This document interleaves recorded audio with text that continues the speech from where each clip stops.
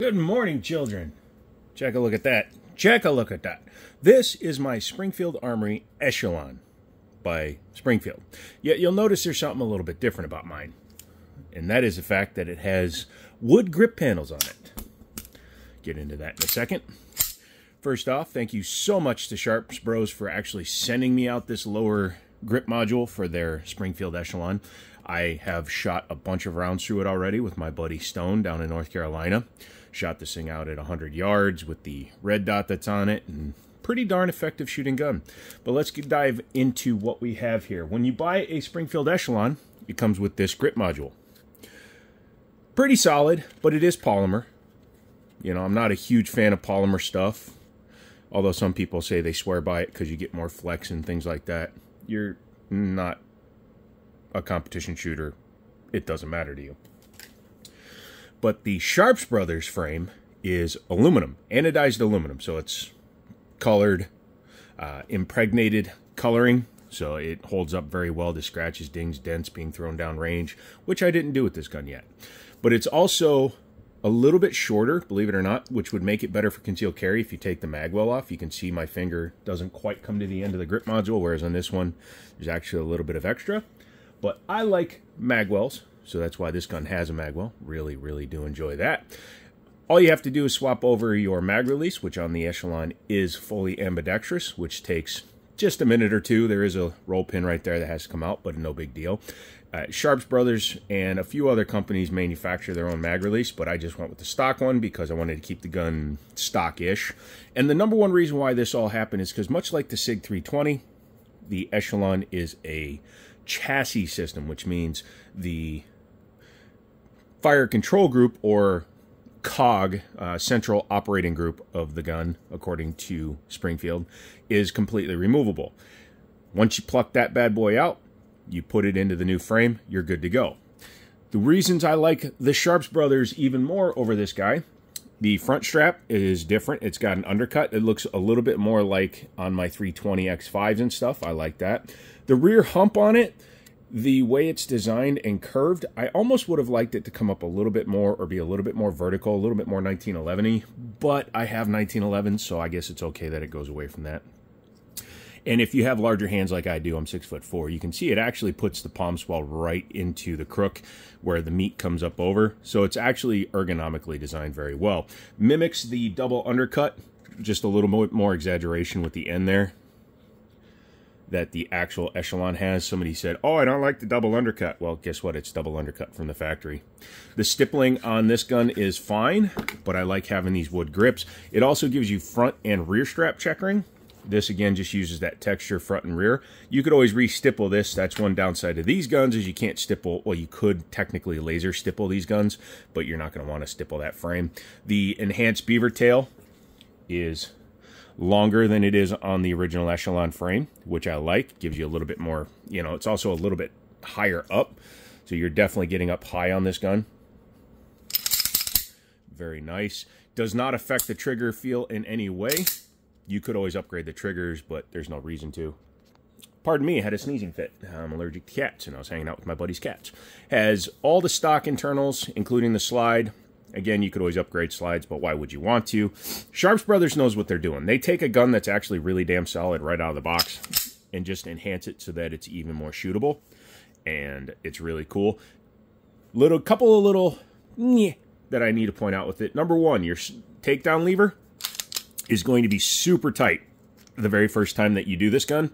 It's going to be really tight. However, as you can see, just shoot the gun a little bit and the mechanical interfacing of the slide rocking back and forth will actually push the entire cog back just far enough to make it super fit in there. And as you can see, it works just like a stock one now, so no problems there. Number two is, pardon me, I'm trying not to sneeze again. Number two is the cost. Let's just get that out of the way. These are nearly 400 bucks, which, when you put it into perspective, some people are like, oh my God, it's $400. That's like 2/3 the price of the gun. Shh, Sheila, it's cool. Because of the materials it's made out of and what you wind up with for a gun, you wind up with a gun that matches all the other metal guns that are out there. If you talk about the Smith & Wesson metal, $750, $800.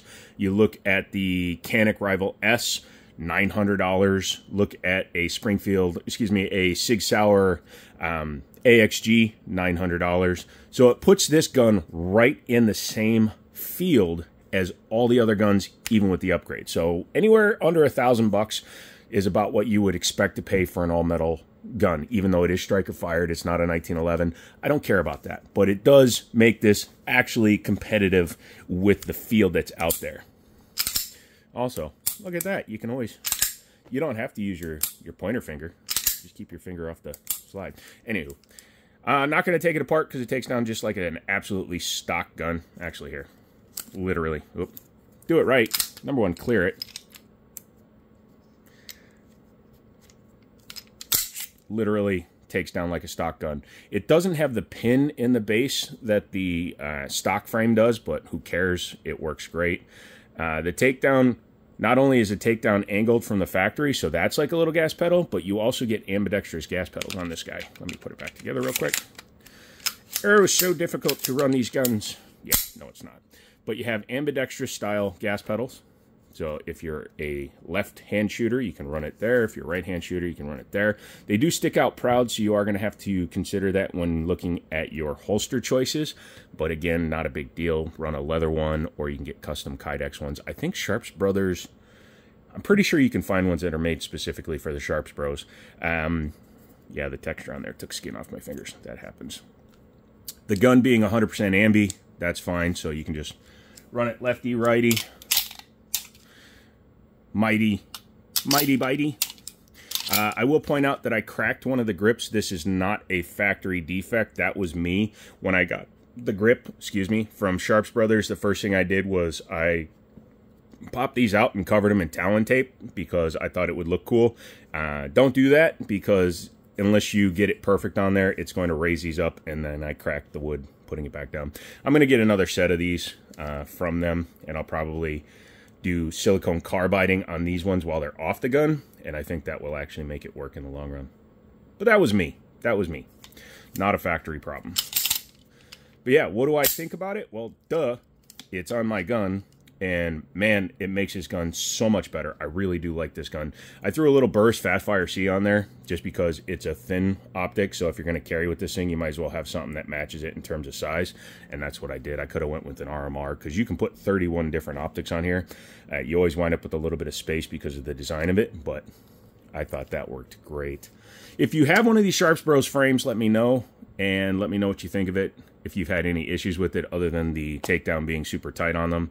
Again, mine has been flawless the entire time I've owned it, and I intend to keep it for the long run. How's that sound for a fun bit of alliteration on your part? Our part? Don't part. Part. So comment, like, subscribe, all that stuff. I'll have a link to Sharps Brothers store in the description, since they don't sell... Well, do they sell full firearms? But they sell parts, so it should be fine. I will link to them in the description. You can go check them out and pick up one of your own. Tell them you saw it on the Jiminy Show. I think there's a referral place. Don't know if there's a code. I'll double check the email. If there is, I'll put that in there.